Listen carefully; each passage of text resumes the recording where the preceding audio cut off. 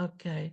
So good morning, or good afternoon for our guest and for any other guests that might be connecting from Korea. Today's lecture is the seventh special lecture of the cycle Vernacularity and Women Between Asia and Europe. Today's lecturer is Professor Paek Chaewon from Seoul National University. She will be talking. So the title of her lecture is "Reading the Hangeul Letters Exchanged Between Royal Family Members During the Joseon Dynasty." Uh, and uh, um, and she has prepared quite an interesting and long PowerPoint presentation, which we all hope will be quite welcome because it's it's a very interesting topic. Professor Paek Chaewon holds a PhD from Seoul National University in Korean language and history of Korean language. Um, and also a master degree from the same university. And then she has studied Korean language and literature at Sogang University, where she graduated in 2006.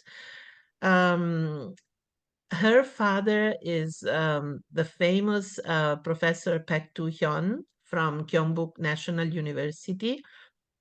Professor Paek also has been one of our most welcome guest lecturers, and I'm really very, very happy to introduce Professor Peck for today's lecture. I'm really honored that we have um, uh, uh, Peck Tuyon's daughter as a guest for today's lecture. She will be then presenting us several letters from both Yangban families and royal family members. And so I, would very much uh, like to give her the floor. As of now, I don't take any time away from her anymore. So please, Professor Peck, you may start your lecture today. And Yes, thank you for accepting our invitation. Thank you very sure. much. Hello, nice to meet you guys. Uh, Piacerti conoscerti. I don't know Italian. My name is Chaewon Baek, and I am a lecturer at Seoul National University. I am studying the history of Korean language. It is an honor to meet you all through this lecture. I'd like to express my gratitude to Professor Druso for providing me with this teaching opportunity. And I visited Venice 14 years ago, and I remember it as a very beautiful city, and there are many kind people. Although I didn't get to the visit Kaposkari University at that time, I would love to visit it if I have the chance next time. At first, I was going to give the lecture in Korean, but I thought it would be a hassle for Professor Durso to translate it. And we already have Google Translate and ChatGPT, so I'd like to give the lecture in English, although it may be a bit awkward. If there is anything you don't understand, please feel free to let me know anytime. And can I share my PPT file?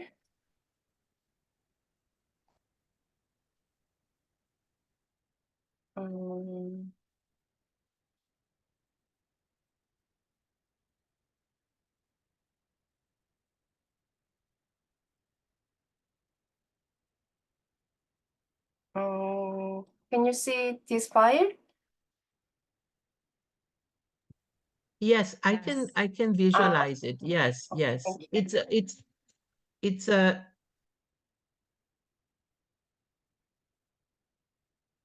At first, I was going to give the Today's lecture consists of 5 main parts. The first and second part are introductory. First, we will look at the digraphia situation in Joseon and briefly look at what Hangul was used for during Joseon Dynasty.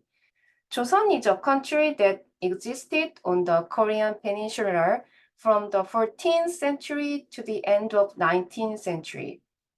And from the early 20th century to the mid 20th century, the Korean Peninsula was colonized by Japan and it gained independence in 1945. After that, a war broke out in 1950, leading to the division of the peninsula into North and South Korea. And I am living in South Korea. The Joseon Dynasty that we are discussing in this lecture refers to the era before the Korean Peninsula was divided into North and South. In particular, the period we mainly cover is from the 15th to the 19th century. And thirdly, we will read the Korean letters handed down to the nobility. And first, we look at the Korean letters handed down to the royal family. And lastly, we would like to learn about the honorifics used in Hangul letters. But I think the lecture is 3 hours, but it actually is 1.5 hours. So I should skip the last part 5 in part 5. And the title of my lecture is to read the royal family's Seongan together. But in order to understand the royal family's Seongan, it is necessary to know the written situation of Joseon and status of Hangul. So I'd like to cover a variety of topics together. In particular, the royal family's Seongan handwriting is relatively easier to read than that of the nobility. So I think you can enjoy it even if you don't know much about Ongan. Now let's take a closer look. First, before looking at Ongan, I'd like to talk about the situation of Joseon's digraphia. When we talk of the writing... Professor Peck, I don't see if you're moving the slides, I'm not seeing them. I have the same cover page. cover page? 예, 그러니까 우리 PPT 네. 아니세요? 네, PPT PPT예요. 맞으죠? 예. 네. 그런데 저기 이미지가 안 움직여요. 죄송합니다. 말씀 도중에. 혹시 지금 움직이나요? 안 움직여요. 제 문제인지, 학생들도 똑같은 문제인지, scusate, studenti e studentesse, vedete sempre la stessa immagine o da voi le slide cambiano? Io vedo sempre la stessa, Vincenza. Anche tu, Camilla, sempre... Adesso no, sì. adesso si muove. 지금은 괜찮아요, 네, 교수님. 그럼 네, 요거대로 하겠습니다. 죄송합니다. 네네. 제가 아니요, 저기 괜찮아요. 말씀 도중에 저기 나와서 다시 아니에요. 미안하지만, 안 중요한 보였어요. 문제라서. 네, 네네네. 감사합니다. 예. When we talk about the writing system in Joseon, we often use the term diglossia. Diglossia is a situation in which two dialects or languages are used by a single language community with different statuses. However, when dealing with the problem of Joseon's spoken language, it is cautious to use diglossia. This is because the only spoken language in Joseon was Korean, and there were no more than 2 spoken languages.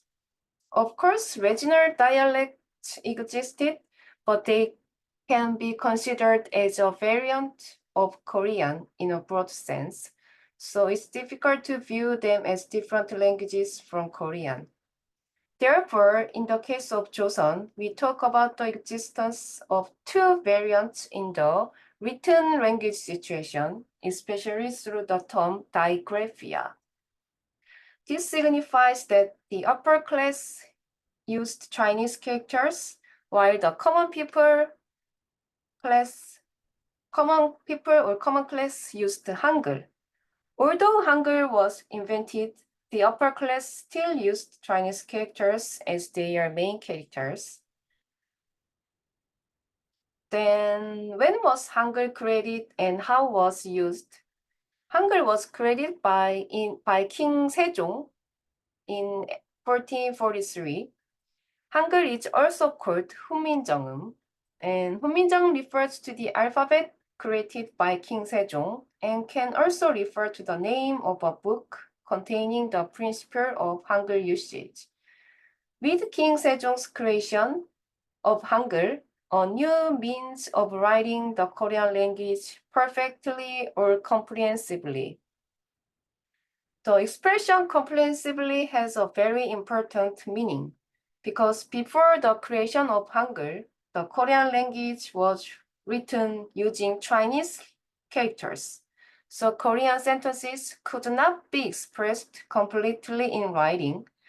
This is truly a revolutionary event in Korean history. Let's imagine if there was no alphabet or if there were no Roman letters, how could Italian be written? Imagine trying to express Italian using Chinese characters or Hangul or Japanese characters. This would have been extremely inconvenient. Before Hangul was created, Korean endured a very inconvenient writing system. During the Joseon Dynasty, Hangul was called 훈민정음 or 언문.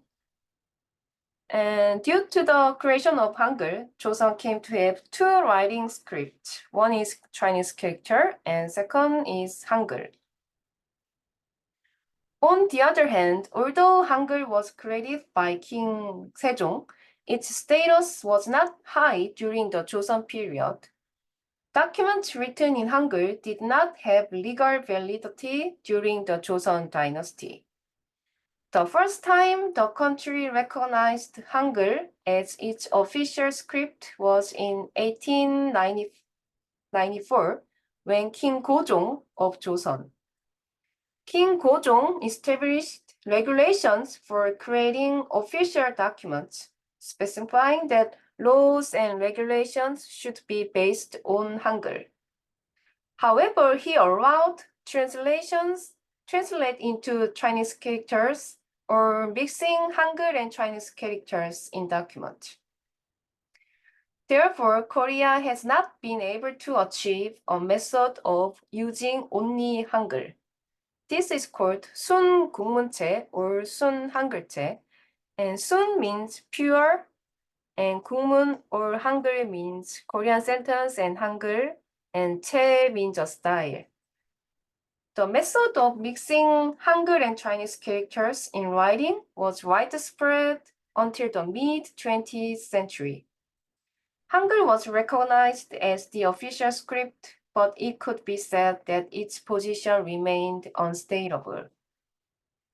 And because there was no specific method for writing in Hangul, there were various ways to write sentences in the early 20th century, as follows.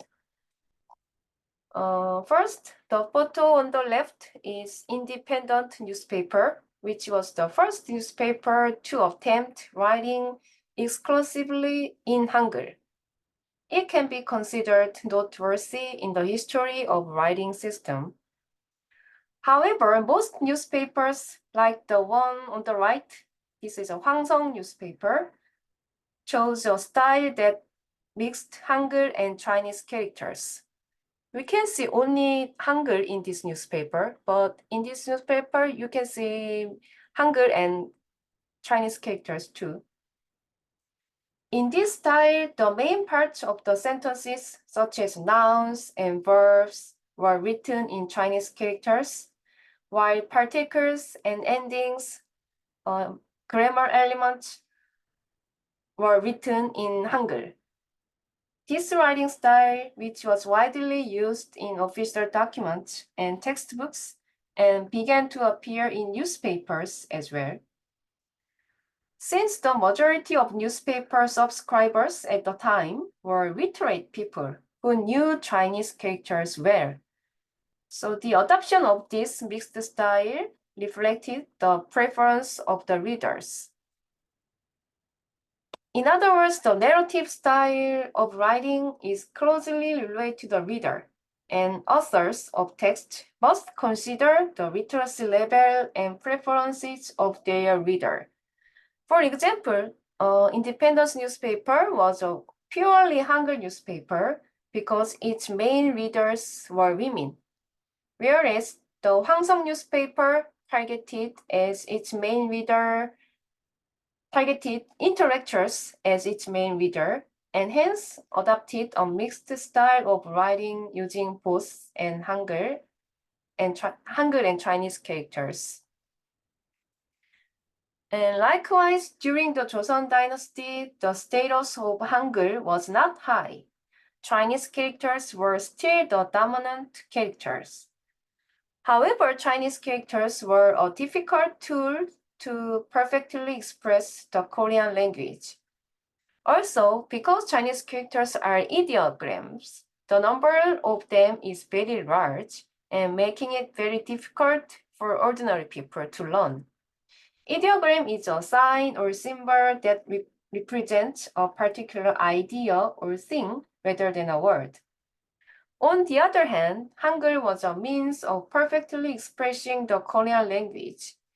And also, unlike Chinese characters, because it's a phonetic alphabet, the number of characters is limited, making it easy to learn. Hangul has 19 consonants and 21 vowels. So the common people of Joseon learned and used Hangul. Even noblemen and members of the royal family learned Hangul too.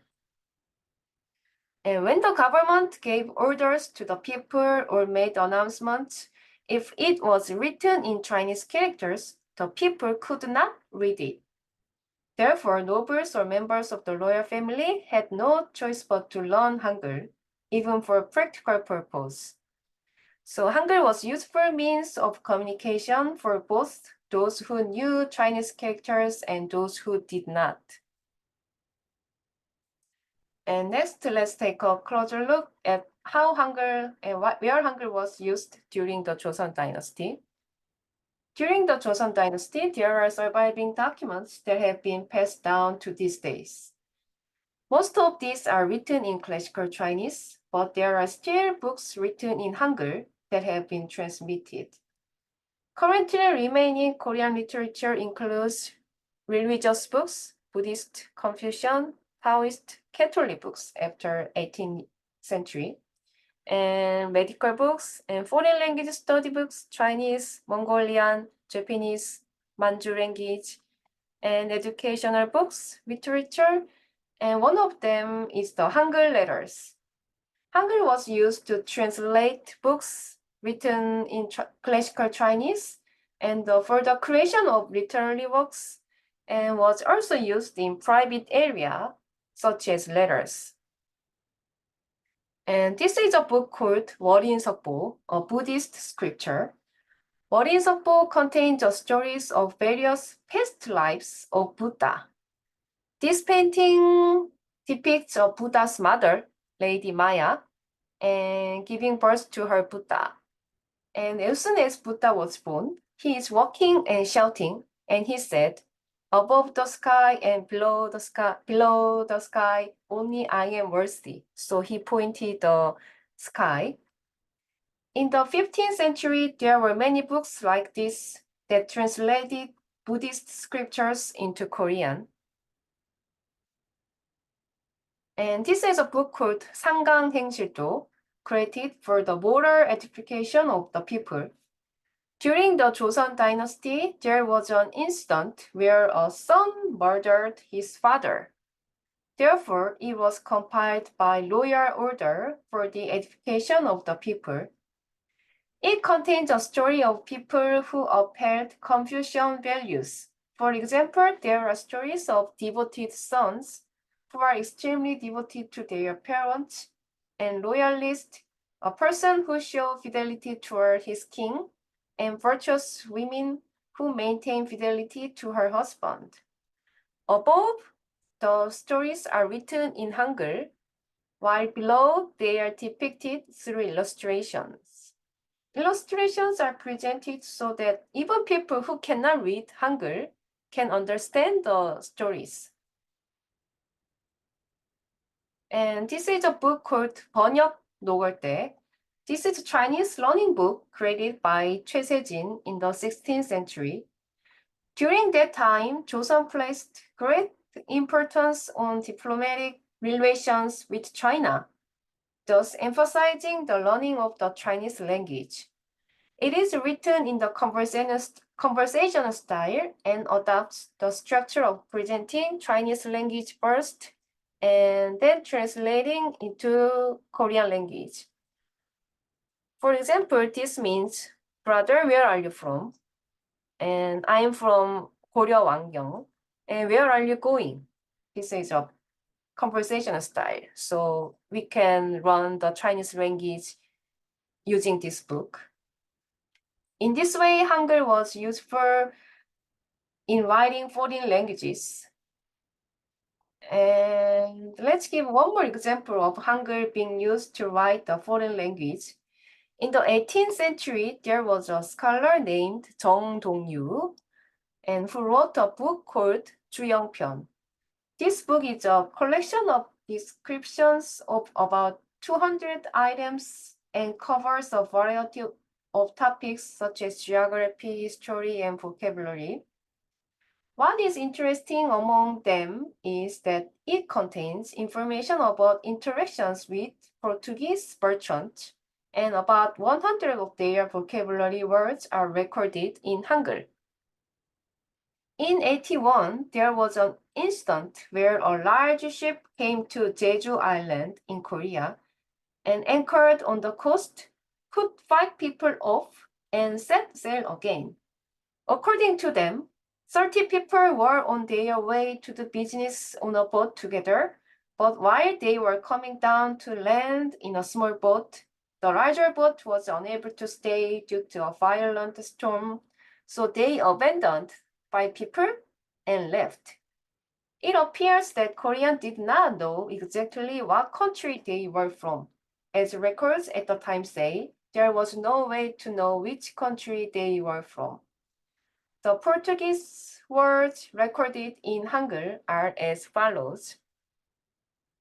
And this Chinese character is a meaning of the word. And this is the word in Portuguese.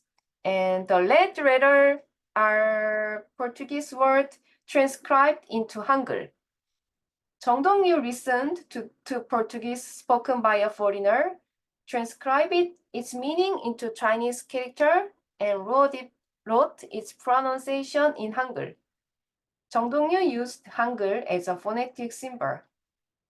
The transcription in Hangul may not perfectly match the actual pronunciation of Portuguese due to differences in phonetic systems between the two languages. But despite of this, it seems that there will be some similarities. Is there any student who can speak Portuguese? And could you read this word? Is there any student who can speak Portuguese? Then I read the pronunciation written in Hangul. This means a mountain, and it transcribed into Hangul monte.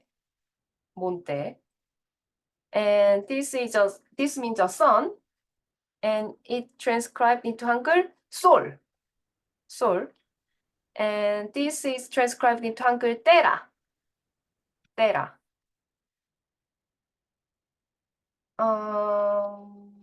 And this is a number in Portuguese, and it transcribed into Hangul.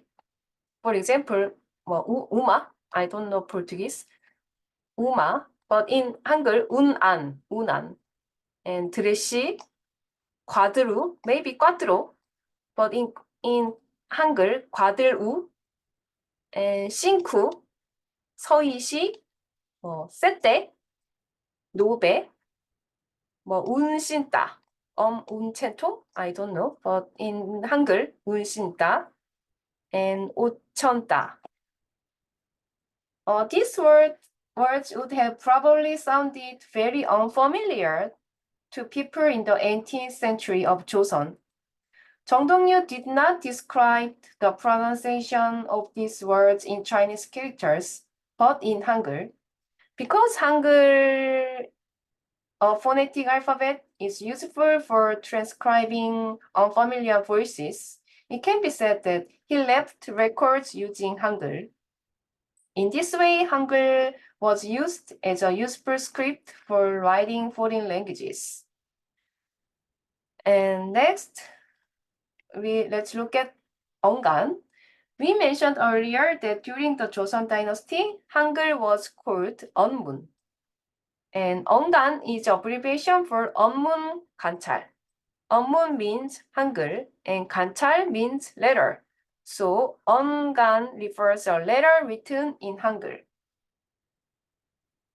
And who mainly used this Ongan? Men of the noble class exchanged letters written in classical Chinese, known as 한문 간찰. 한문 간찰 means a letter written by classical Chinese. In other words, writing in Chinese characters was the exclusive domain of men, especially for noble men or royal family men. On the other hand, 언문관찰 or 언간 was used by everyone, regardless of class, including members of the royal family, nobles, commoners, and the lower class people. From kings to common people, Hangul was used to convey greetings to each other. In particular, it is characteristic that men from royal or noble families also used Hangul in their letters when communicating with women in their families. In other words, one significant feature of Hangul letter is that a considerable number of them involved either the sender or the recipient was woman. This indicates that Hangul was primary means of communication for women. This is an example of a classical Chinese letter written by Hyojong to his younger brother. Since both the sender and the recipient were loyal men, the letter was written in Chinese character. And this is an example of Hangul letter written by Hyojong, written by a king to his daughter. If the recipient is a woman, you can tell the letter was written in Hangul. So even for men who write in Chinese characters, it can be seen that they chose to change the characters according to the gender of the recipient. And how was this ongan discovered? In some cases, ongan is handed down by being placed in a coffin with the body in a tomb. Or descendants may collect ongan of their ancestors and compile them into a book.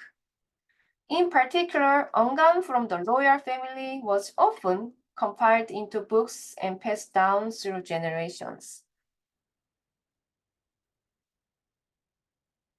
And this is a Hangul letter discovered in 2011 while moving the grave of Nashingeul's wife, Shin Chang-meng-si. This looks small, but because it is folded.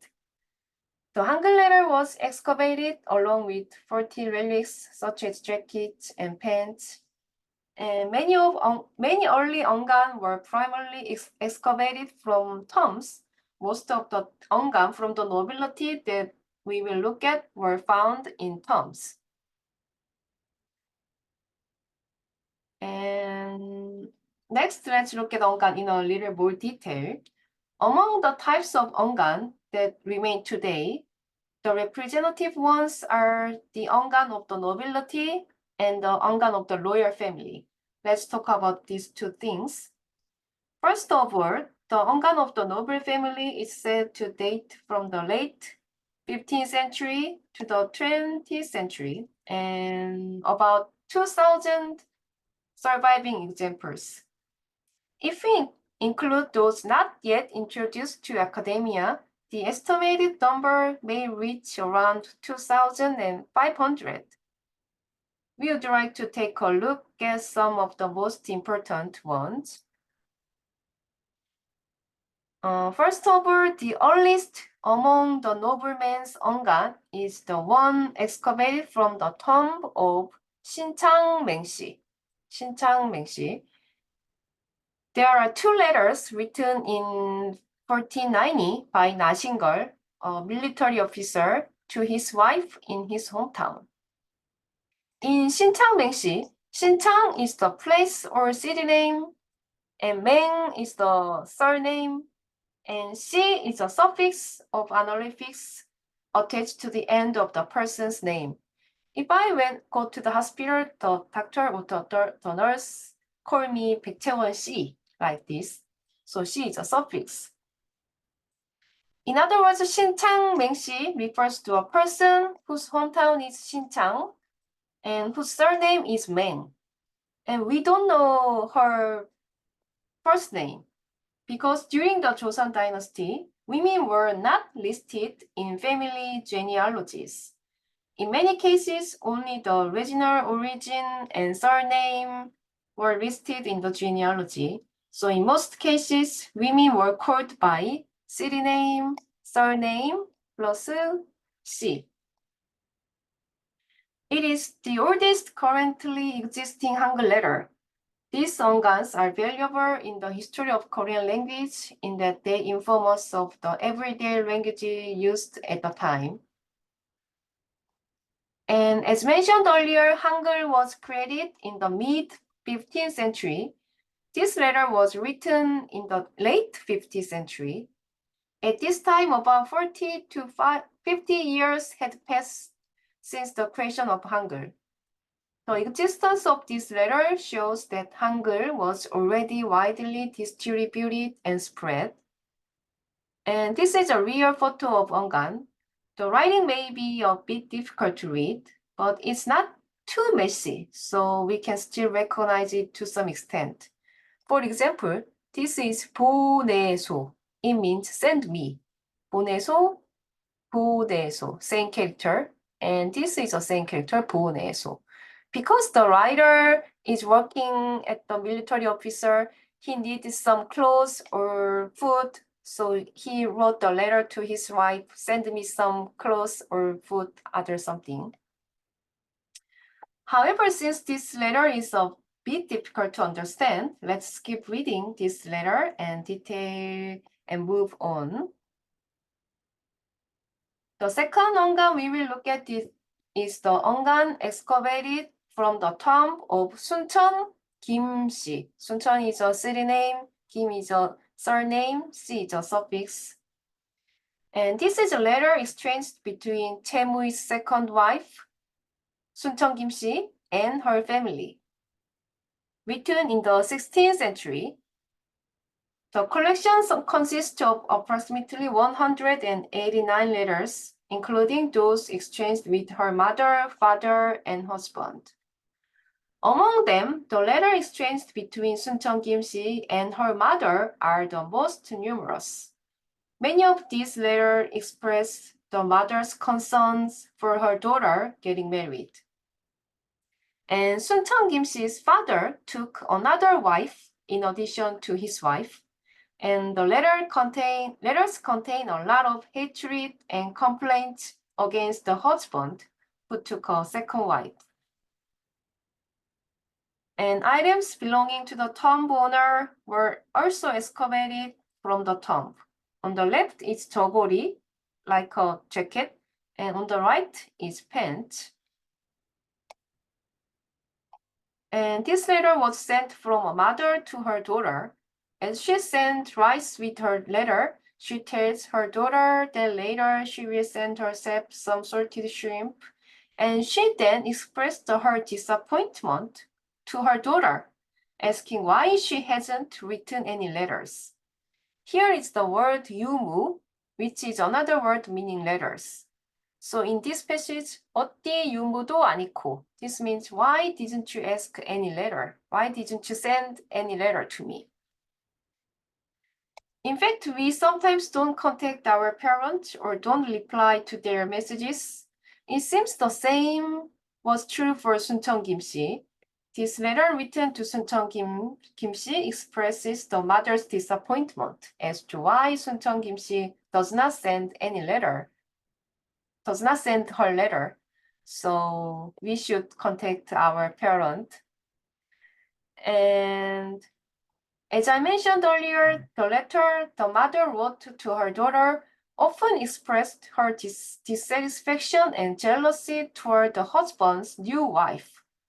Let's read the part of the letter in which this content appears. I will read the content of the letter in Korean and also read the translation in English. 너희는 나를 살았는가 너겨도 이 생의 얼굴만 있노라. Even if you consider me alive, I'm merely physically present in this world.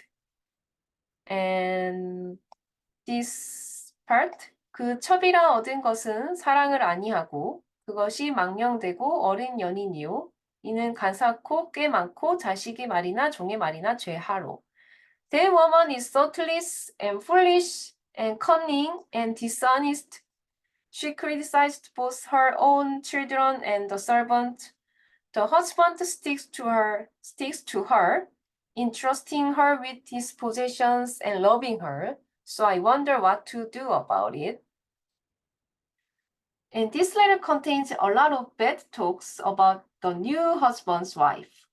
Through the letter, we can see that the mother talks honestly to her daughter about her life and expresses various emotions without filtering.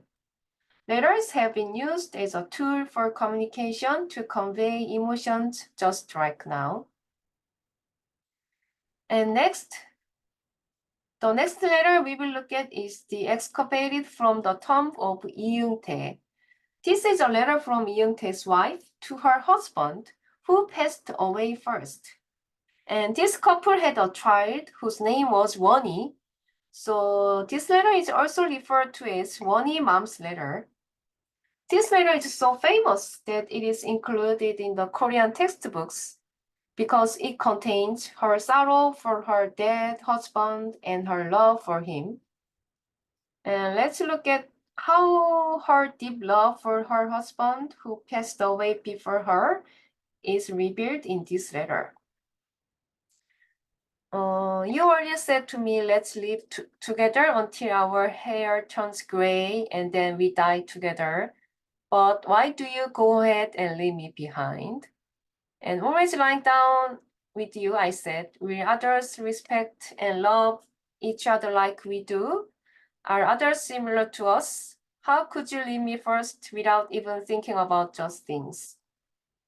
In this way, the sadness of the wife who lost her husband is clearly revealed in this letter, making our hearts sad along with it.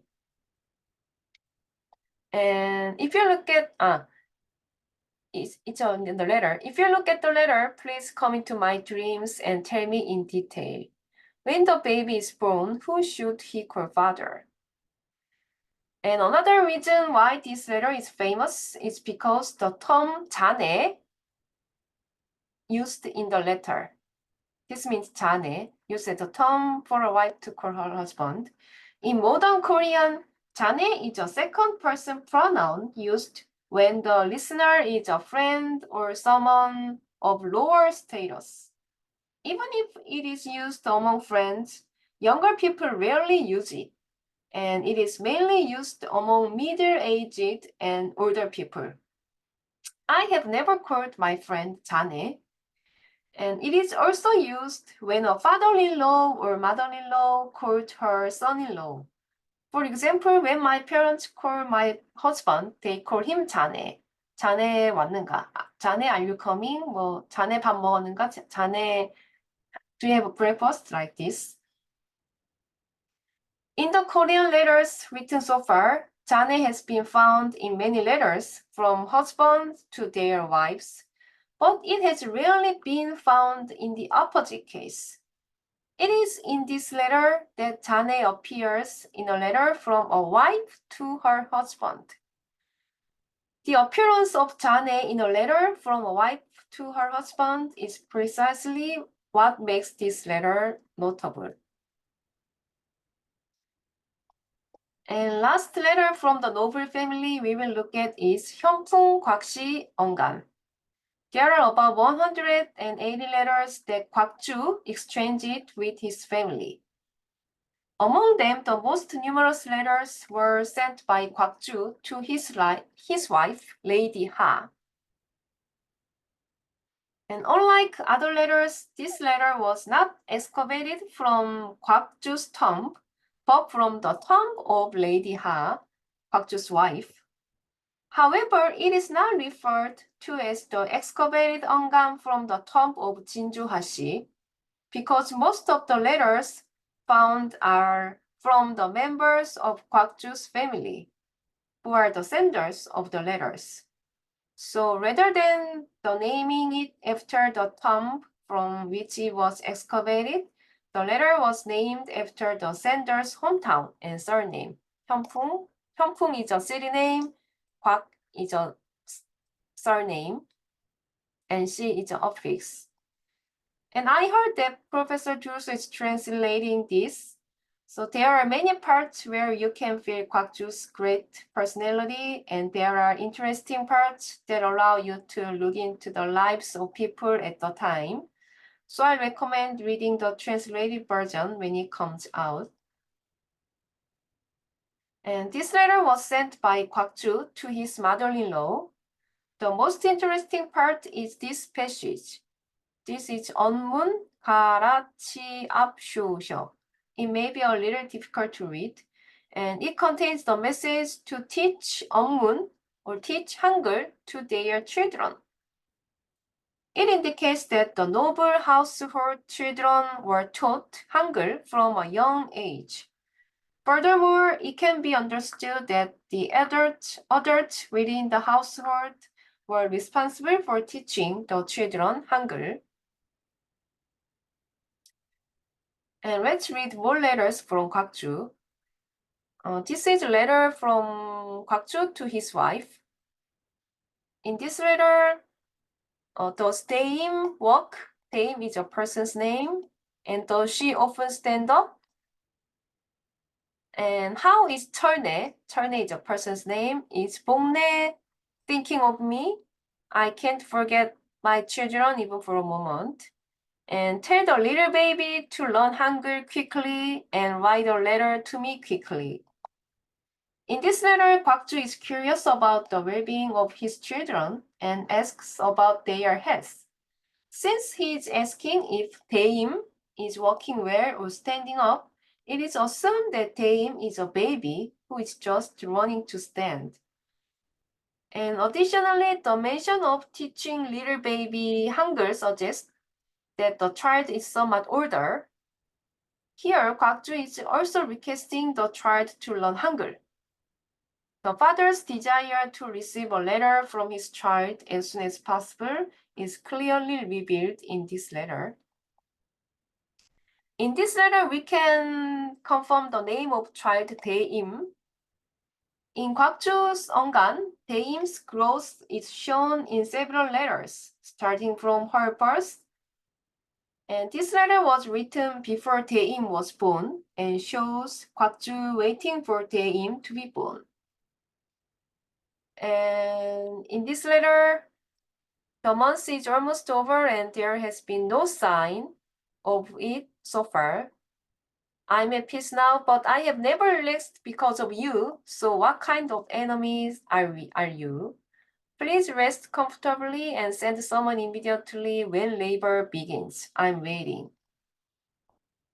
He is worried that he may have counted the days wrong because the baby is not born when it is due.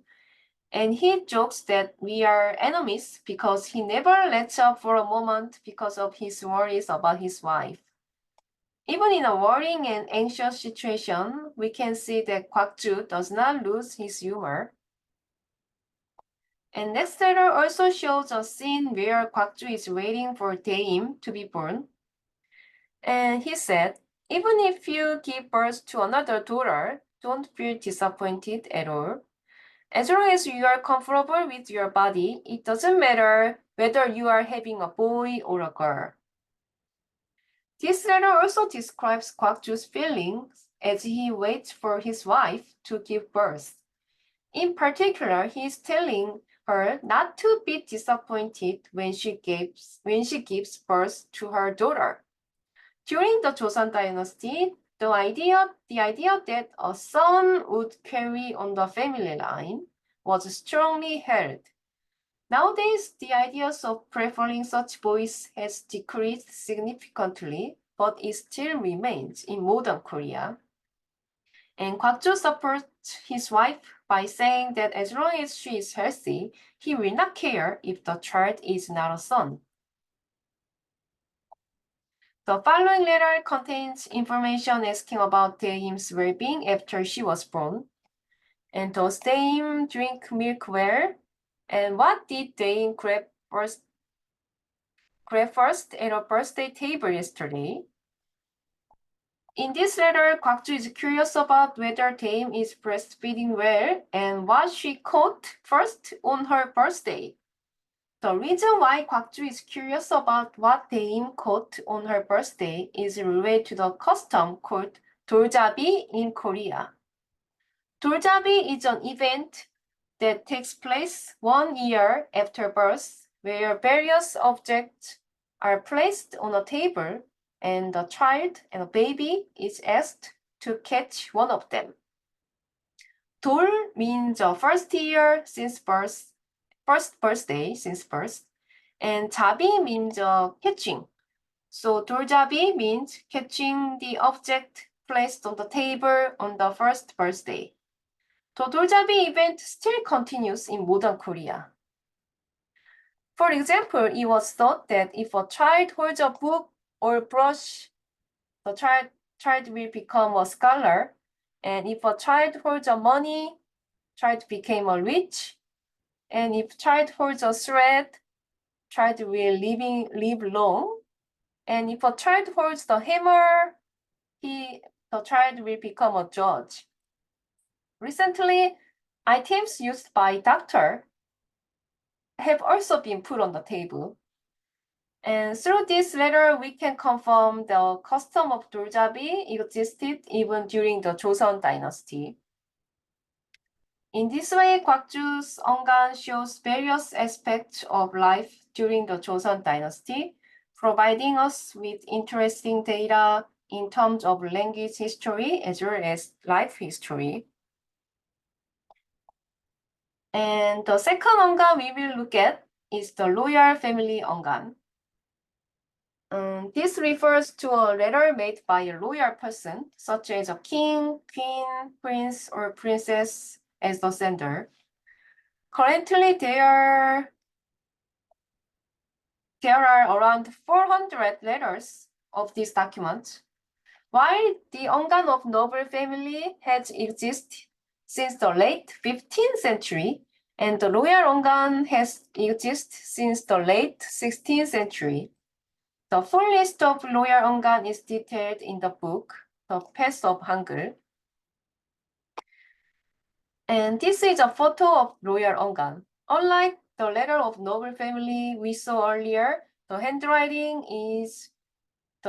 here is much neater and easier to read, and the writing is very uniform and not overly cursive, making it easy to recognize. And I told you that there are about 400 royal family Hangul letters, which is much fewer compared to the 언간 of the noble family. Royal letters make up only 20% of letters from the noble family. What is the reason for the small number of royal families' Hangul letter? This is because there was a taboo related to 언간.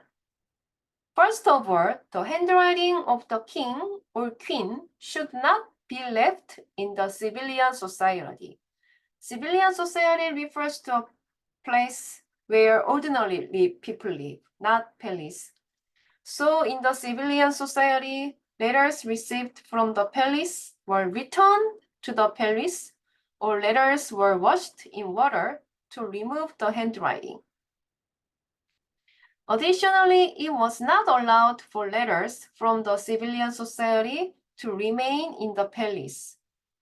Therefore, when replying, the palace people would write the response on the margins of the received letter and send it back to the civilian society. These regulations resulted in the small number of royal families ongan. For example, let's look at the following picture. How many fonts are in this letter? There are two fonts.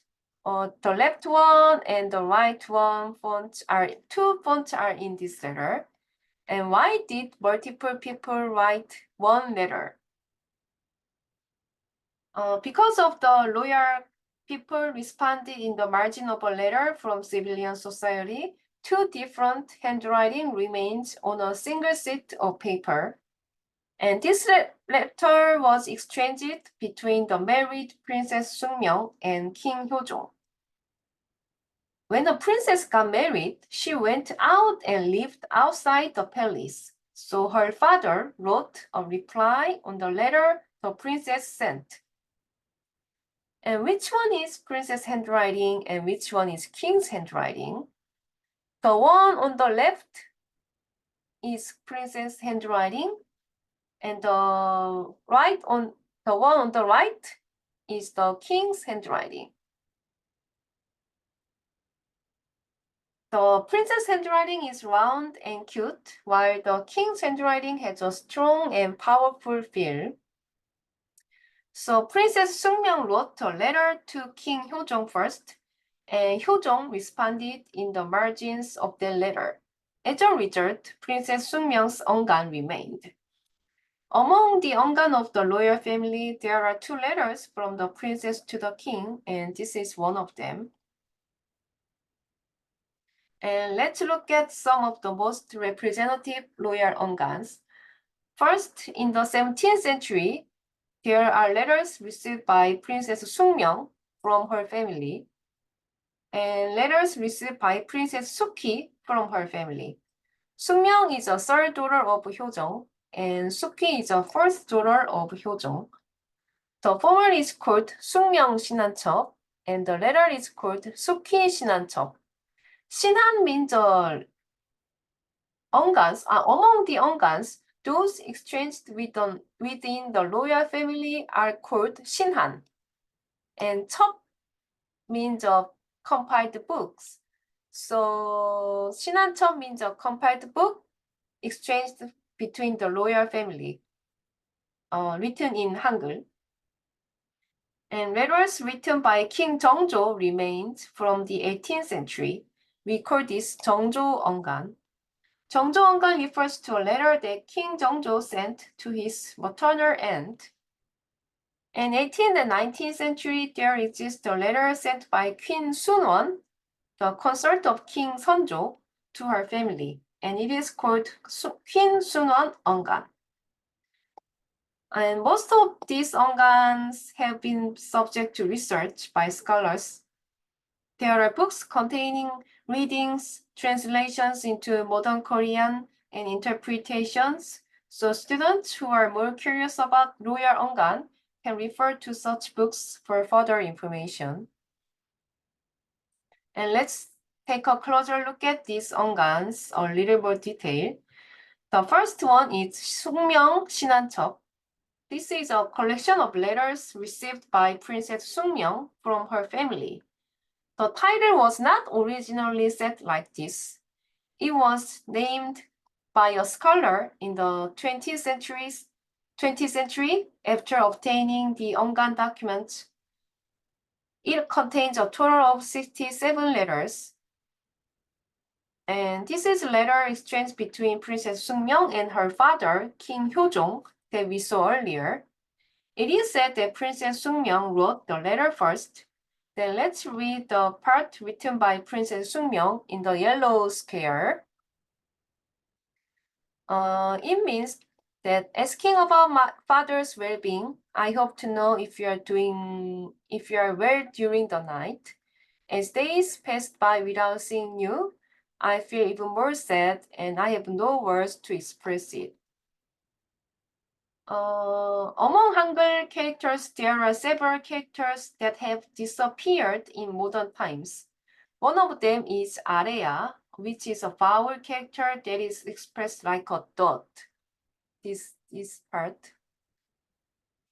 Here I implemented vertical writing to translate it exactly as it appeared, but in the process of transferring it to PDF, maybe you got the PDF file, the letters containing the area were rotated 90 degrees clockwise.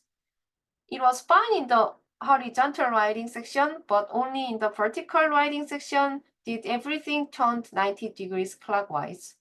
It's probably a problem with the old Hangul font. If you're curious about these letters containing old Hangul character, you can understand them by turning them 90 degrees counterclockwise. Anyway, this is a letter asking about her father's well-being. It says that she is so sad that she cannot express her feeling as days continue to pass without being able to see her father.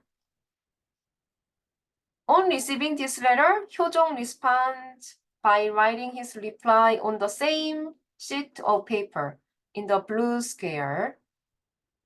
It means, I'm glad to see your letter and that you are doing well. Did you receive the 2-color tips I sent yesterday? I sent lantern made of silk according to this number. This letter states that he has received the letter she sent and that he has sent an item along with the letter, so please check it. And on the other hand, looking at this letter, you can see the letter an, this is an, letter an, was not written directly after letter 문. This is a 문. But the letter an was written after changing the line. You can also see the letters in some parts are written higher than in other parts. Change the line and higher than other parts. And 문 means ask, to ask, and an means comfort. And 문안 means to ask for comfort. Since this is a part that asks about the comfort of father, she changed the line and wrote on another line to respect father. The same goes for the next line. Change the line and write higher than other parts. This is a method of politeness that appeared in letters. And next, let's read the letter that Hyojong sent to Princess Sungmyeong from father to daughter. This letter is about Hyojong's worrying about Princess Sungmyeong, and it also contains interesting content because it also tells us that Princess Sungmyeong liked her cat. And you said that you'd be devoted to your in-laws after getting married, but how come you are keeping a cat? If you catch a cold, take some medicine. At that time, Western medicine had not yet entered Joseon. In this context, medicine refers not to what we typically think of a medicine, but rather to traditional herbal medicine, water in which medicinal herbs are boiled. It appears that Princess Sungmyeong cherished and loved cats, while she may not have shown the same devotion to her elders. The phrase, how come you are keeping a cat, means that you should not only cherish cats, but also be good to adults. And Hyojong does not directly express that he loves his daughter. Nowadays, times have changed a lot, but it seems that in previous generations, Korean fathers rarely openly expressed their love for their children. They didn't say, I love you, I love my son, I love my daughter. Instead of they only say, do you have breakfast? Do you have lunch? Do you have dinner? Like this. But through this part, this may have been especially true for Hyojong because he was a king. But through this part, if you catch a cold, take some medicine, he shows his concern for his daughter. And the following letter was written by Hyojong to Princess Sungmyeong and her husband. At the time of writing this letter, Princess Sungmyeong had lost her son. So it was written by her father to comfort his daughter and her husband, and it clearly shows his sorrowful feelings over the loss of his grandchild.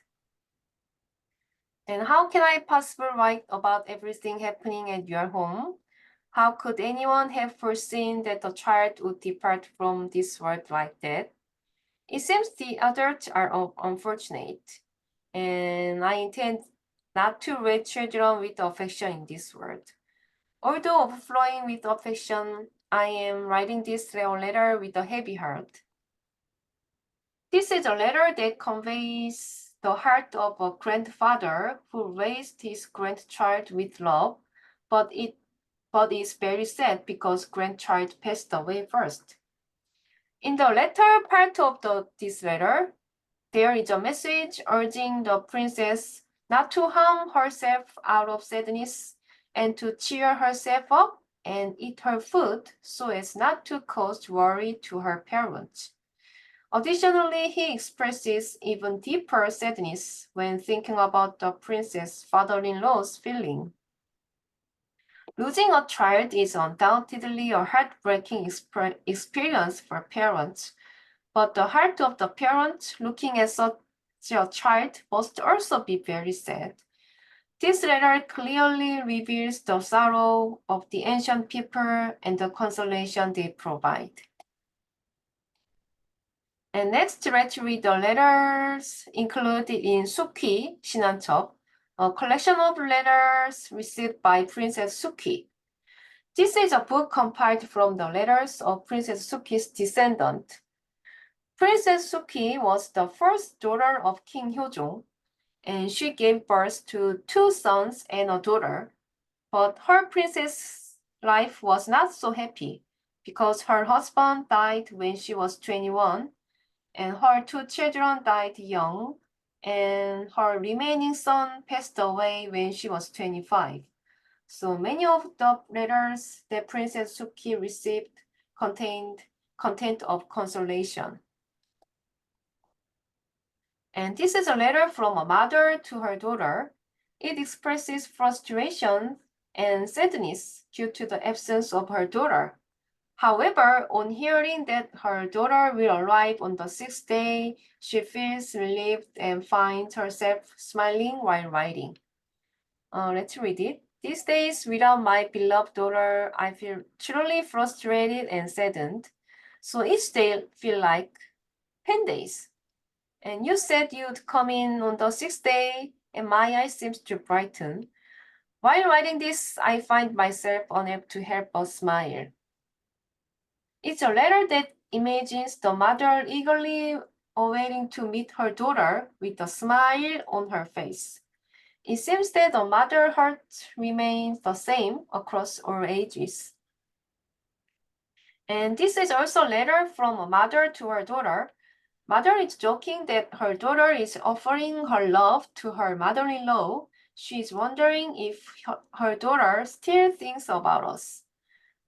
This particular passage is this part, and this means it seems that your mother-in-law receives all your love. Do you even think about us? While there may be a hint of jealousy from the mother towards the mother-in-law, she is mixing it with humor in her conversation. And this is a letter written by a nephew to Princess Suki. In 1685, Princess Suki lost her son. She was very sad and could barely eat her food. The nephew wrote a letter consoling his aunt on the loss of her son. He expresses his concern for his aunt and advises her to eat and drink regularly. Like this, our worries about you are endless, And we hope dearly that you will consider our sincere concern for you and make sure to eat and drink regularly. This is a letter that clearly shows that the nephew's concern for his aunt. Just as we now ask others how they are doing and comfort them when something sad happens, the royal family in the past also worried about and comforted others through letters. And lastly, let's look at King Jeongjo's Eongan. This is a handwritten version of King Jeongjo, the 22nd king of Joseon, and contained 14 letters. And these letters are compiled in the book 정조 어필 한글 편지첩. This book is a compilation of letters sent by King Jeongjo to his great aunt. And this book contains letters written by King Jeongjo from when he was young to after he became king. In other words, it has the characteristic of being able to observe changes in handwriting as one grows. King Jeongjo's Hangul letters are historical value because they are the only letters written in Hangul by a person from childhood to adulthood. And this is a letter written by Jeongjo before he was 8 years old. The writing is crooked. However, as he grew up, his handwriting became more and more correct. And by the age of 21, he was able to write Hangul very fluently and elegantly. And we'd like to read two letters written by Jeongjo before he was 8 years old. And this is the first letter. The handwriting written by a child gives a cute feeling. Let's read it together. And it means, I was sad that I couldn't write to you for a long time, but seeing your letter the day before yesterday made me feel happy. And from 원손, it means from 원손. And 원손 refers to the eldest son of the crown prince who has not yet been appointed as the crown prince. Since the recipient is not written, it is unknown to know whom King Jeongjo wrote this letter.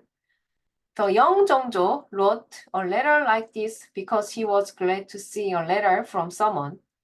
It's quite adorable to imagine a child holding a brush in his tiny hand and writing like this. And the second letter states that it has been a long time since he saw his aunt and that he missed her. A child not even 8 years old took up a brush and wrote these like letters, so the recipient must have thought how cute this child was. Let's read it together. This means to great aunt. And I'd like to know if you are safe in the frosty weather. It's been a long time since we last met, and I've missed you dearly. Now that I've received your letter, I feel comforted and happy. Grandfather is also in good health, which brings me joy. On the other hand, as a letter written by a child, several mistakes are found. There are parts that were deleted while writing and then continued. For example, in this part, he writes something and delete and continue to writing. And there are also parts where the word 서 was omitted and inserted in a small letters on the right. So we can read this 겨우셔도. 셔 is he forgot to writing 셔, so he inserted in a small letter on the right section. And in this letter, you can notice that word this part and this part is higher than other parts. This is a basic start line, but in this part and in this part are written with an upward compared to the rest. This is one of the formalities used to respect for other person in writing. And This is not a Hangul letter. It's a letter written by King Jeongjo in Chinese characters to his maternal grandfather when he was 7 years old. While he wrote in Hangul to his maternal aunt, he wrote in Chinese characters to his maternal grandfather. As mentioned earlier, that one of the characteristics of Hangul letter is that either the recipient or the sender is a woman, and this letter also shows the same tendency. When the recipient is male, Chinese characters were selected and used. It indicates that the choice of the script, choice of the characters varied depending on the gender of recipient. So it can be seen that loyal women were making good use of Hangul. And now let's look at briefly manner of honorific expression used in Ongan. This method of honorific was shown in the letter we looked at earlier. So in order to better understand Ongan, we would like to look at the writing formalities that appear in letters. Honorifics refers to the linguistic expressions of an attitude of respect toward the subject, object, and other elements appearing in a sentence, including the listener or higher. Let's skip this part. And we've discussed form of honorifics in applied in speech, but can we respect someone in writing as well? We can respect someone in writing. In writing, both linguistic and non-linguistic honorifics are used.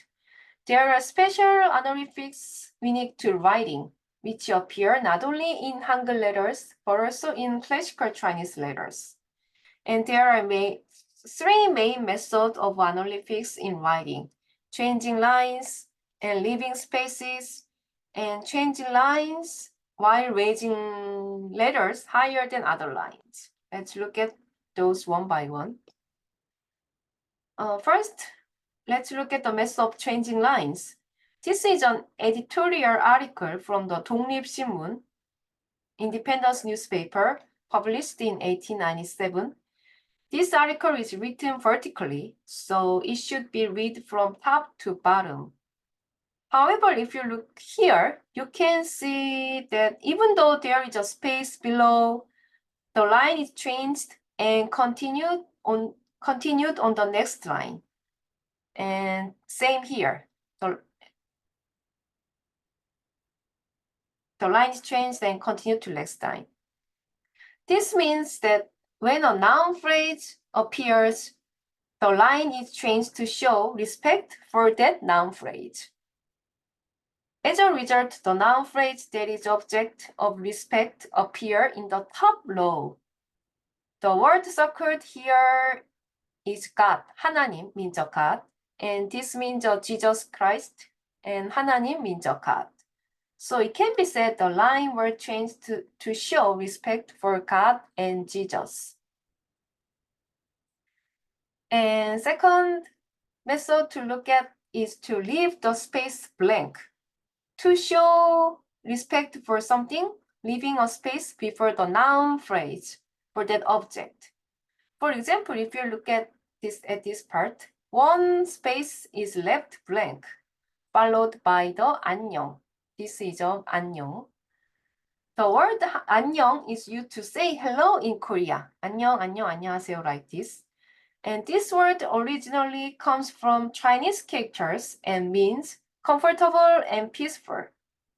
And since this is a part where he is asking if his grandmother is comfortable, a space is left before 안녕. Because I'm asking my grandmother is comfortable, so he wants to respect his grandfather. He leaving a space in front of 안녕. And meanwhile, in this letter, we can observe the same line changing method we discussed earlier. Why is this line changing and line changing? Why is the arrow part empty? What word is it empty in front of? The first noun that appeared after changing the line is an. An means comfort. Since this is a part that he asks about the grandmother's comfort, the line is changed to express respect. And the second noun appears after changing line is 자후. 자후. This stands for grandmother's condition. Since this is also related to the grandmother, the line is changed to express the respect for the grandmothers. And next, let's look at the method of changing lines while simultaneously writing character higher than the standard baseline. Let's examine the part where the line starts in these letters. The second and third part are more higher than the other parts. Then why did raise the character and change the line? To understand this, let's look at the words at the beginning of each new section. In this case, as I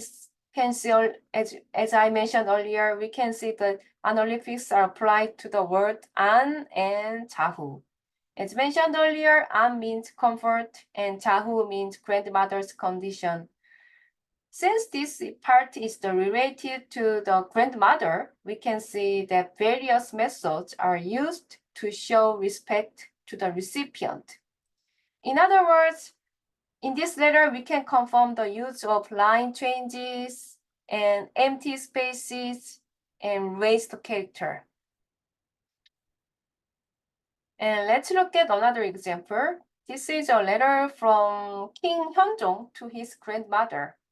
Where is the part where the characters are written upwards? Here. And where is the part where lines are changed? And here. So characters are written upwards in here, and you can see lines are changed in here. So why did he write like this? It's to respect the word 자후. 자후 means the health of or the condition of grandmother, the great queen, so it's a way of showing respect. This method of honorifics is also shown in the royal ongan we looked at earlier. First, this is the royal ongan of King Jeongjo that we examined earlier. And here too, you can see where the text has been raised and where lines have been changed. It's right here, and before the word 기후, the line is changed, and the characters are written higher than others. And it's also here. The line is changed, and the characters are written higher. This is to express respect for the words that appears in the next. This is 기후, and this is 하나바님. 기후 is a word used in letter when asking about the other person's well-being and means conditions of body and mind. How about your 기후 like this? And 하나바님 means grandfather. Since he is asking about his aunt's condition and he is expressing respect for 기후, and because grandfather is also an object of respect, he left a line before 하나바님 and wrote it one space up. And the same method can be seen in the letter that Princess Sungmyeong sends to her father, her father, the king, that we looked at earlier. The part inside the yellow square is the part written by Princess Sungmyeong here. And this part has letters that are higher than other lines. Second, third, and fourth is higher than first and fifth line. And here you can see the letter in this part, an, Seonghu, an higher than the other parts. Since an means of father's comfort, the line was changed to be written higher. Similarly, Seonghu represents the comfort of the king, so it is also expressed by changing the line and writing the characters high. And we can see that this same formality is strictly observed in the letter the princess sends to the king. So if we write a letter to our parents, we can use this method of honorifics. And all of Hangul letters we have looked at so far are written vertically without spaces between words. And we can follow the same style and try writing without spaces between words. For example, maybe we can say, "How are you today?" in a letter to your mother. In this case, you is an object of respect because you is a mother, you are a mother. Then you can change the line and write you on the next line. Or you can change the line and write it higher than other parts. Or you can just leave one space blank and write without changing the line. So all three of the following methods are possible. So if we have more time, we can exercise it, but we have no time, let's skip it. And so far, we have dealt with the linguistic situation in Joseon and manners of the honorific expressions that appear in letters. I will summarize the lecture. And Joseon came to have a script called Hangeul created by King Sejong in the mid-15th century. Although this was a means of perfectly writing the Korean language, it did not hold the status of an official script until the late 19th century. Nevertheless, Hangul was widespread in the lives of ordinary people and was especially widely used in letters asking about each other's well-being and conveying feelings. At a time when there were no other means of communications, letters were the only means of long-distance communication. Nowadays, with tools like Zoom, we can converse from opposite sides of the world, but in eras without such communication methods, letters were the only way to learn about someone's well-being.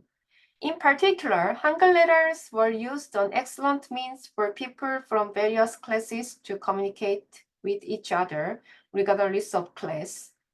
Given that one of the recipients and senders was a woman, we were able to confirm that Hangul was widely used script among women. And furthermore, we read through various letters together. Through this, we confirm that people in the past had the same feelings as we do, and that they also asked each other how they were doing and shared happy and sad feelings through letters. We also looked at the letter writing formality of the previous period by identifying non-linguistic methods of respect that only appear in writing. There were ways to change lines, leave a space blank, and write letters higher than other parts. In other words, we have so far examined the characters of Korea, a country in East Asia, and how the pattern of use of those characters appear, especially in letters. In your country, there will certainly still be documents and records that people from earlier times communicate with each other. I hope that through this lecture, you will become interested in the history of your country and the stories left behind your ancestor.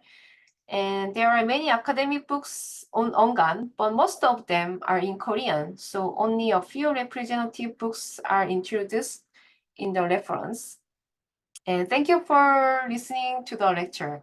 And if you have any question, please feel free to ask. Thank you for listening.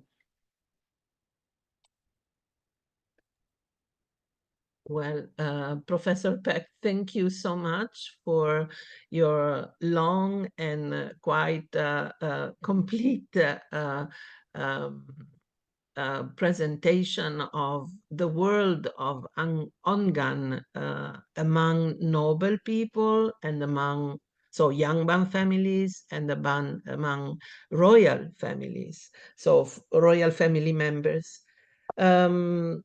We especially, I'm sure that for the students, of course, we know those of us who have been dealing with the letters know about the ways honorifics were expressed in letters.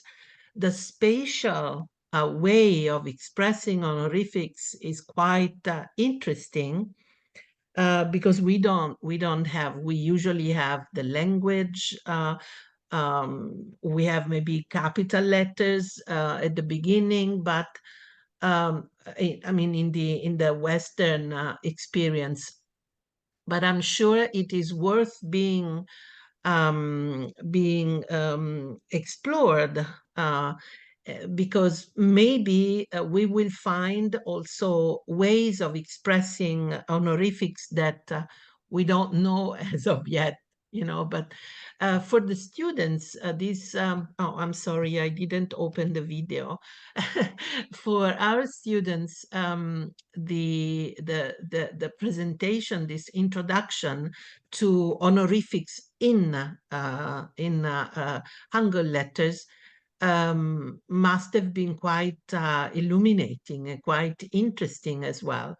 I wonder if there is anyone among the students who would like to ask questions on this matter or on other aspects of this quite comprehensive and very useful lecture on one of the uses of vernacularity in Korea.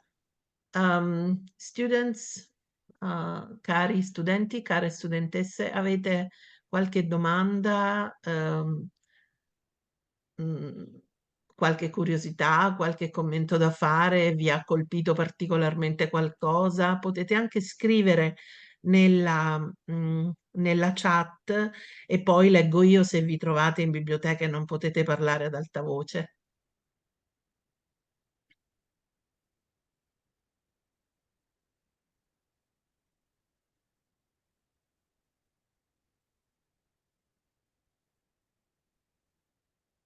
Any questions?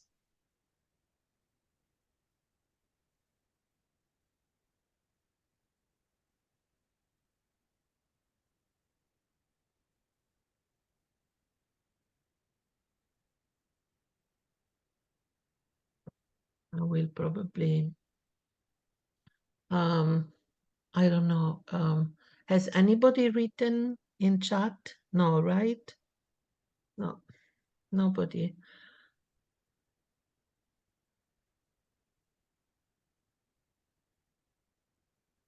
Well, apparently not. Your explanation was so exhaustive, and they understood everything because, of course, you have been presenting it Thank you. in English. So I don't know if maybe someone is now. No, I don't see any. There are many of them. They're connected, but maybe they are in the library or somewhere else.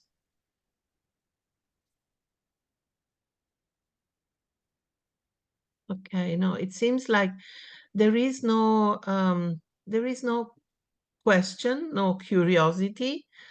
I really this was quite extensive, and so the spatial honorifics you introduced to us have to be always, of course, they have to be added to the linguistic honorifics, so to the language, the grammatical honorifics that are used in the language forms. So all these letters are quite an interesting and rich source for the explanation of honorifics in Korean, and in the spoken language as well, because we have seen. So I've been translating, as you said before, I've been translating this letters from Kwakju in the Kwak family. This Hyongpung clan's Kwak family. But I've also translated, I've done a first draft of all the letters by King Cheongjo in English. I've done, and I've noticed that the honorific, the language honorific, and also special honorifics are not so common in Yangban letters, and not so complete and not so exhaustive. And I would also dare to use the word complex as the formality that we find in royal letters. So there was, so even in the spoken language, can we see this as a difficult, as a difference in register? So this language register, even though they are from Yangban families. Maybe I should rephrase. It's a bit complicated. 그러니까 왕실 언간과 양반 언간에 있는 그런 경어법, 그러니까 스페셜 공간 그 사용하면서 그 honorifics 경어법 표현하는 그런 방법도 있고, 물론 언어 속에서 언어 자체가 달라지는 거죠. 그러니까 그 경어법도 그 표현되는데, 제가 보기에는 물론 I'm a 초보자, of course I'm a beginner, but it seems to be that the honorifics used in royal letters, 그러니까 저기 왕실에 있는 경어법들, 뭐 스페셜이라든지 뭐 언어적인 그런 문법적인 그런 honorific들이 they are formally and also by content quite different.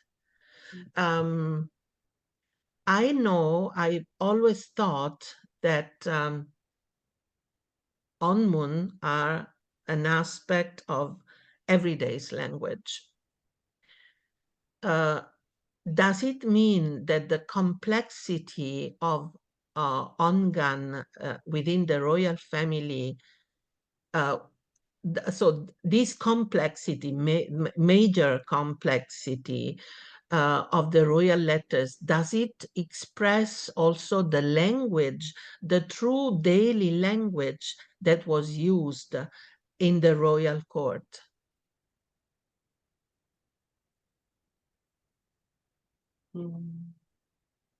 그러니까 양반 편지들이랑 그 왕실 언간 사이에 나타나는 그 사이 경어법 차이, 방어법의 차이가 좀 있을. 차이 있죠.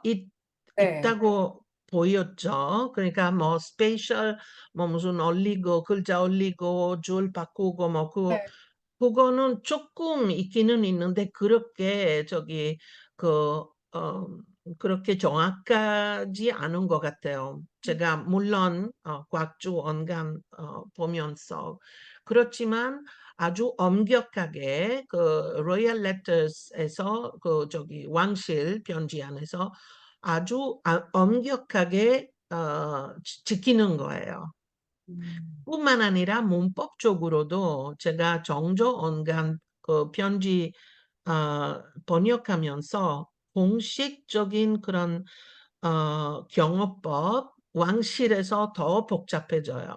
그러니까 문법적으로 굉장히 더 풍부하고 또 우아하고 또 좀 분석하는 그런 부분들이 더 많아져요. 그리고 언어 자체가, 그러니까 어휘 자체가 뭐 좀 바꾸고 뭐 그런, 우리 물론 그런 형상도 보이지만 제가 보기에는 그 느껴지는 거, 그 다음에 보는 거, 눈으로 봐도, 그 왕실 언간들이 아주 엄격하게 지키는 거예요. 그리고 그 경호법이 쓰는 그런 sentences들이, 그러니까 종결음이라든지 뭐 이런 것들은 동사 그 어말음이 보면은 음 어 굉장히 복잡한 그런 수준이 보이는데, 그거는 아마 질문은, my question is, was the language represented in royal letters the daily language? Did it really reflect the daily language of the royal court? Or not? Or was it like written like a muno, more than a ko?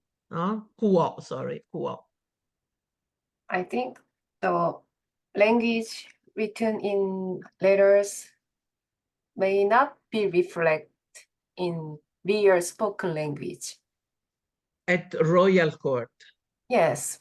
왜냐면 그 편지가 굉장히 그 규식이 정해져 있기 때문에 그 규식에 맞추기 위해서 실제 구어를 많이 반영하지는 않았을 것 같아요. 아, 근데 yeah, because 왜 네네. 교수님, 보통 언간에서는 spoken language, 그러니까 daily language, spoken language 나타난다고 많이 표현이 되지만, 왕실 편지는, 그러니까 문법이 그렇게 복잡하기 때문에 더욱더 높아지고, 더욱더 그런 그 경어법 자체가 그런 형태소들이 다 더 많이 풍부하게 보여주고 있으니까, 그러니까 그러면 구어가, 아, 궁궐에서는 그 구어 자체가 바뀌는 거였어요. 아, 그 실제 구어랑 편지에 반영되는 구어는 분명히 다르긴 했을 것 같은데 음. 실제 구어까지 뭐 일반 사람들의 구어와 달랐는지는 저도 잘 모르겠네요. 예, 예. 아, 요거는 진짜 한번 생각해 볼 만한 문제일 것 같아요. 예, 해결할 수 있으면 좋겠는데, 네. 아니면 이 편지들은, 그러니까 보통 the beauty, we can also say the beauty of Korean letters, among many other beauties. One of the beauties of Korean letters written in onmun, is that they reflect the daily life. And even I don't know, maybe by reading letters written to Hashi in the Gwakju epistolary, there are some letters written by Chulganyo, so from a married daughter, she is living away from home, to her mother after the father died, after Kwakju died. Um, there are even some mistakes, some ota, so mistakes in writing in itself. So this is also, this could be maybe dialect, or it could be a mistake in writing, or but this is also telling us of the immediacy and the daily the moment in which this letter is being written. 그러니까 저기 오타나 뭐 무슨 저기 아마 방언 때문에 어떤 단어가 방언 때문에라든지 아니면은 무슨 무식해서 그런지 뭐 교육을 많이 받지 못해서 그런지 모르겠지만 일단은 그것도 실수 통해서도 데일리 라이프에 대한 그런 내용이 나타나잖아요. 그런 저 장면이 보이게 되는데요. 아, 로열 레터에서는 이런 게 전혀 없어요. 물론 정조 저기 어릴 때 그 편지 이외에는 보통 다 아주 뭐 깨끗하고 잘 쓰고 글씨도 굉장히 아름답고 아 그러니까 저기 데일리 라이프도 그러면은 데일리 라이프도 그만큼 엄숙했나요? 그런 그런 생각이 들고 그런 저기 뭐 질문이 좀 나타나는 것 같아요. 네, 네. 음, 아, 사실 그들의 데일리 라이프 랭귀지를 들을 수 있으면 제일 좋은데 음, 그럴 방법이 없으니까. 음, 근데 아무래도 그런 편지에 뭐 미스테이크이나 아니면 실제 발음을 반영한 표기들이 나타나는 거는 뭐 음. 지금 우리도 편지를 쓰면서 아니면 텍스트 메시지를 보내면서 오타 실수를 있죠. 하잖아요. 네, 오타를 하잖아요. 그럼요, 그게 그럼요, 발음이 그럼요. 반영돼서. 근데 네네네. 글씨의 사람들은 뭐 지울 수도 없으니까 아마 그렇죠. 그렇게 더, 네, 많이 드러나고 눈에 띄는 것 같아요. 네, 네. 아무튼 되게 그러니까 재미있는 그것도 재미있는 아 그런 그 주제인 것 같아요. 그러니까 뭐 royal families and royal family letters and daily life. Is the 음, writing really expressing the daily life at court, the daily, the spoken language at court? 그거는 조금 저기 생각 좀, 좀 파악하게, 조금 더 정확하게 파악하게 될 수 있으면 네, 좋겠네요. 네. Yeah, really, really. Oh, I enjoyed your talk very much. This subject is truly fascinating, and thanks to all specialists, the scholars that we are inviting. I'm learning a lot. There is also Professor Hwang Munang 교수님.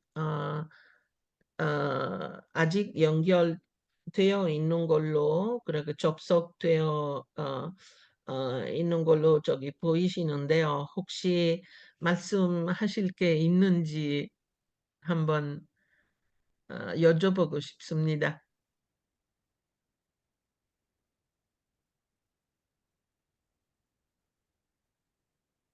저 재밌게 들었고요.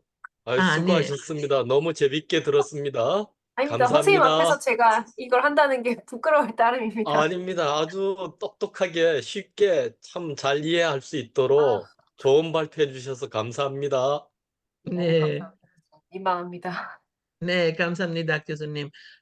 혹시나 황 교수님도 저기 제 질문에 대해서 어떤 의견이 있으시는지 한번 궁금하네요. 제가 예, 뭐 말씀하신 여쭤봐도 대로 되는지. 예, 말씀하신 대로 이제 좀 더 밝혀져야 될 그런 음, 부분인데 뭐 아, 개축일기라든지 한중록이라든지 이렇게 음, 소설 자료에도 나오는 대화가 있으니까 그런 네, 것과 한번 비교를 해봐야겠지만 이 편지가 또 아까 백 선생님께서 말씀하신 것처럼 투식화, 규식에 맞추려는 아주 법도를 잘 지켜야 되는 점도 있으니까 네, 반드시 또 데일리 랭귀지를 음, 반영할 수 있었을까?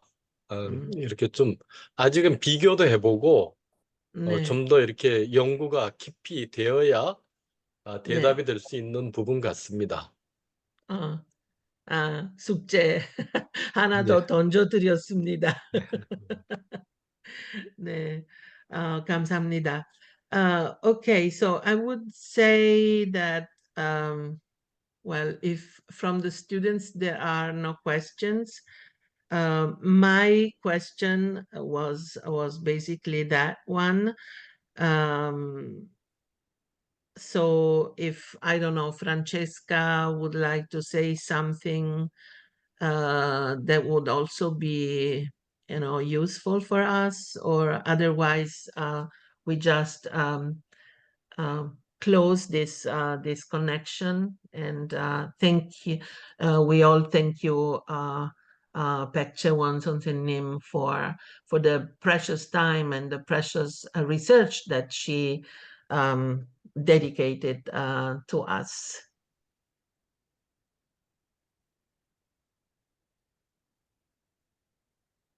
Okay, I think, yeah, yes.